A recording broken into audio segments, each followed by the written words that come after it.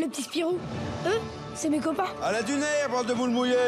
On adore l'école. La Terre a un diamètre de 12 000. Je commençais à aimer les maths. Surtout pour faire des bêtises. N'oubliez pas ce que dit le chanteur d'Iron Maiden. Laisse sortir la bête qui est en toi. Tu commences l'école de Groom à la rentrée prochaine. Déjà? Comment vous imaginez-vous quand vous aurez 30 ans? Tu vas enfin suivre la voie familiale. Pourquoi chez les parents qui décident toujours pour leurs enfants?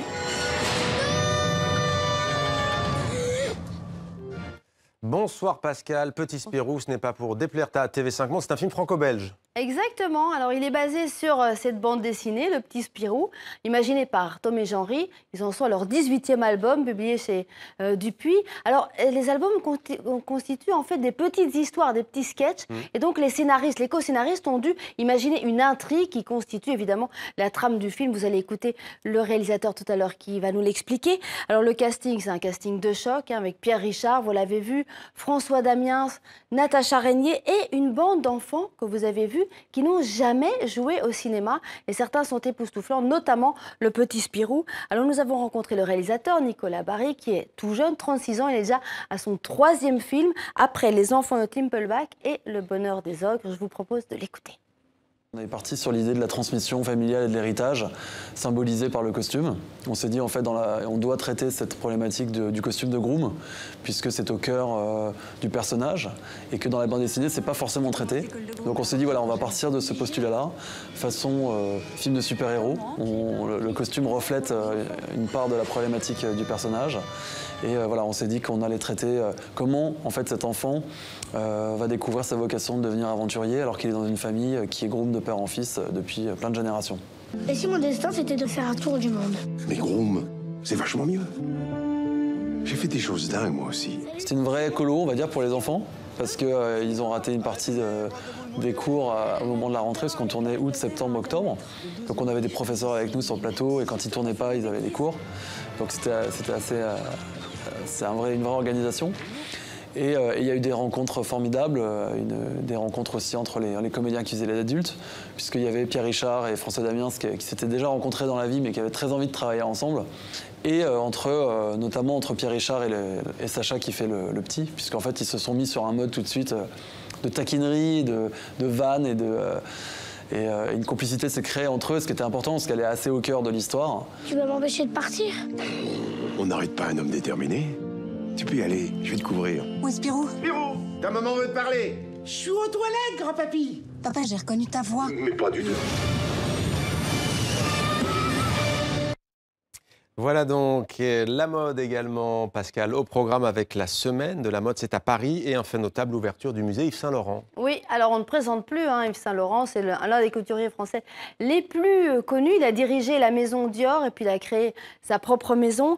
Il a habillé les stars, notamment Laetitia Casta, que vous voyez sur ces images, mais aussi Catherine Deneuve, enfin, on ne va pas toutes les nommer. Alors c'est un amoureux des femmes et il a créé, notamment il a participé à leur émancipation, puisque en féminisant certaines pièces typiquement masculines, comme par exemple le tailleur pantalon ou le smoking, eh bien, ça les a aidés à entrer dans la vie active, habillés différemment. Pendant 30 ans, il a créé des modèles dans un hôtel particulier. Vous allez voir maintenant, avenue Marceau, dans le 16e arrondissement, 9 ans après son décès. Cet hôtel particulier devient un musée. Alors, je vous propose une visite guidée dans les ateliers, les lieux où il créait, mais également auprès des objets qui l'inspiraient et ses collections. Regardez.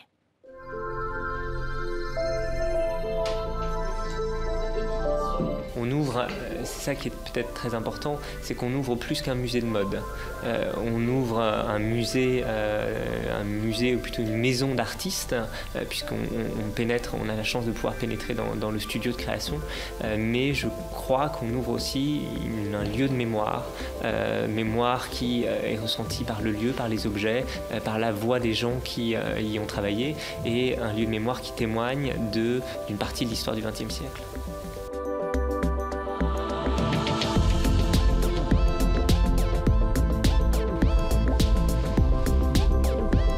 L'Asie, l'Afrique, la Russie, l'Espagne, et il avait à cœur de restituer vraiment ces cultures à travers ses vêtements.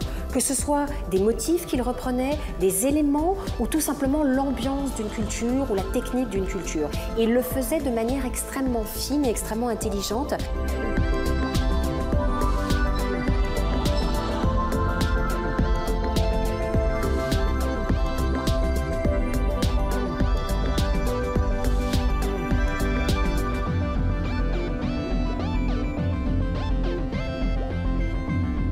en donnant la possibilité aux femmes de s'habiller comme un homme tout en féminisant le vêtement, il leur donne la possibilité de s'intégrer dans la société et de s'émanciper.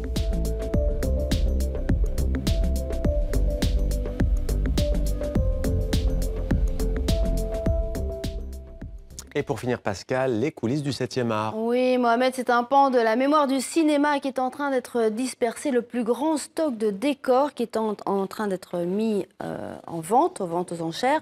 Près de 60 000 objets, du plus petit au plus grand. Hein, vous voyez le couvre-lit de Mireille d'Arc dans le grand blond avec une chaussure noire et plein d'autres objets. Voilà, ça se passe en ce moment et pendant tout le week-end à Paris.